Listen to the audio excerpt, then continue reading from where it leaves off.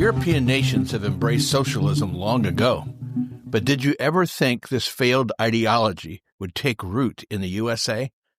Hi, I'm Rex Rogers, and this is episode number 236 of Discerning What is Best, a podcast applying unchanging biblical principles in a rapidly changing world and a Christian worldview to current issues in everyday life. During the COVID pandemic, I wrote about things I saw in American government, politics, and culture that I never thought I'd see in my own country.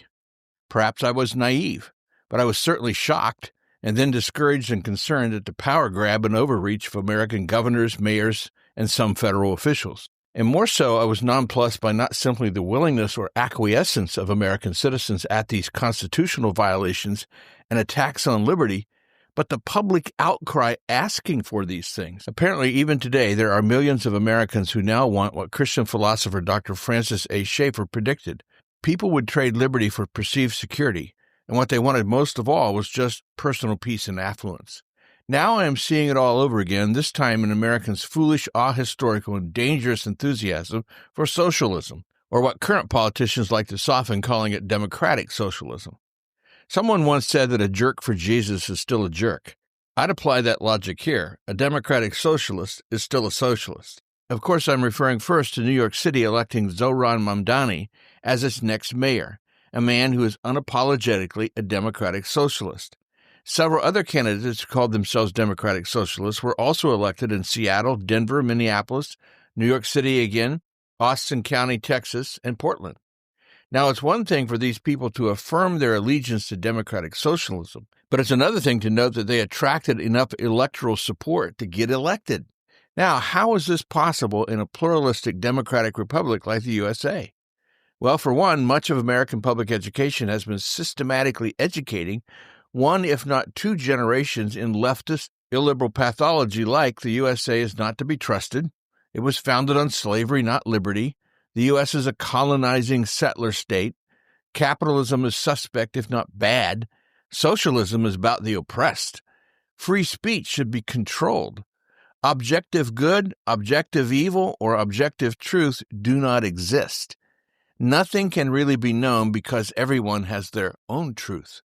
Now, leftists, or specifically democratic socialists, view the world not through the Judeo-Christian lens of right versus wrong, but through the lens of power. Train a child to hate, and that is what he will do. Lenin understood this very well. He said, "Give me 4 years to teach the children, and the seed I have sown will never be uprooted." The left knows this, and they took over our educational system and still control it. And the seeds they have been sowing in America are now sprouting. They will be difficult to uproot.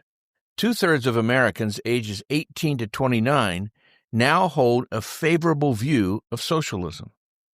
But socialism is built on conceit. It is assumed that a society's problems are a matter of poor management, and once the right people are in charge, utopia will be in reach. The socialist agenda is almost exclusively designed to make more people dependent on government to empower themselves. Orwell ostensibly once said, "Some ideas are so stupid that only intellectuals believe them." Socialism is one of those ideas. The seeds of modern leftism were planted in the French Enlightenment of the 18th century and sprouted in the French Revolution and the guillotine. The ideology gained momentum under German rationalism, Darwinism, and especially Marxism-Leninism, and bloomed fully in the 20th century communist movements. Today, many politicians on the left are trying to morph America into the very thing that we spent countless billions of dollars to defeat, and that so many great and wonderful American men and women gave their lives to keep from infesting our shores. The leftism we fought so mightily to destroy is now, like a horrible cancer, spreading through America. Charles Cook, the editor of NationalReview.com, bluntly says socialism is not and never can be democratic. He writes that voters should not be fooled by the left's attempt at rebranding. There is no sense in which socialism can be made compatible with democracy, as it is understood in the West. At the worst, says Cook, socialism eats democracy and is swiftly transmuted into tyranny. At best, socialism stamps out individual agency, places civil society into a straitjacket of uniform size, and turns representative government into a chimera. Cook also notes that 6,000 years of civilization have taught us never relinquish the right of free speech, the right of free conscience, the right to freedom of religion, the right to bear arms, or the right to a jury trial. Whatever you do, don't be seduced by socialists bearing promises. But if you're seduced, get out before it's too late. You have nothing to lose but your chains. The irony of all this, think back to Orwell's comment about stupid ideas, is that history is replete with mountains of evidence that socialism, like leftism, destroys everything it touches. Look at Venezuela, the nation with more proven oil reserves than any other in the world. Yet Venezuela's economic catastrophe dwarfs any in the history of the U.S., Western Europe, or the rest of Latin America. Under Chavez Maduro's socialism, the child mortality rate has increased 140%. 90% of Venezuelans now live in poverty. This year, inflation will hit an unbelievable 10 million %. Yes, 10 million %.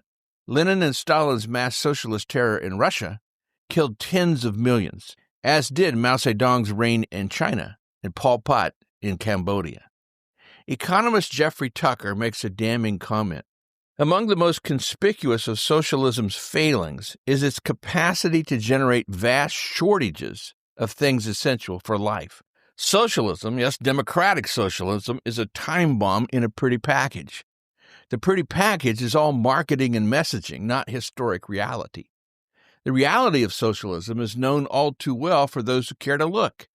Low growth, mass unemployment, social strife, a general mood of pessimism, people selling heirlooms or themselves for food, the sick, untreated, unburied dead in the streets, trash piling up, contaminated drinking water, rampant deforestation, and frequent oil spills.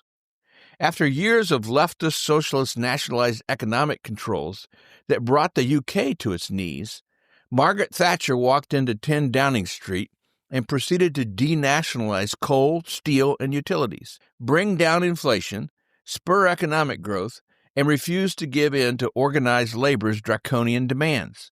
Thatcher's message? The problem with socialism is that you eventually run out of other people's money. Free everything, socialism says, except your independence. But in the real world, nothing is free. Socialism destroys competition and consequently destroys innovation. Socialism is not compatible with the U.S. Constitution. Socialism is very good at generating vast shortages of essential things in life. Socialism can never know enough to plan all our lives every day. Socialism tries to make all of us equal to one another. Socialism is very good at promising all the benefits we'll never see. Socialism was responsible for making Eastern Europe and the Soviet Union the most polluted and degraded places on earth. Socialized medicine, as practiced in Great Britain and Canada, is bad for people's health.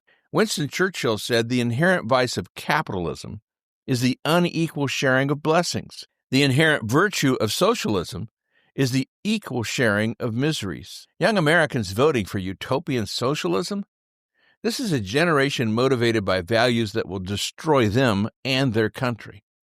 God forbid. God grant that we develop young adults who know truth and work to make it known. Well, we'll see you again soon. This podcast is about discerning what is best. If you find this thought-provoking and helpful, follow us on your favorite podcast platform.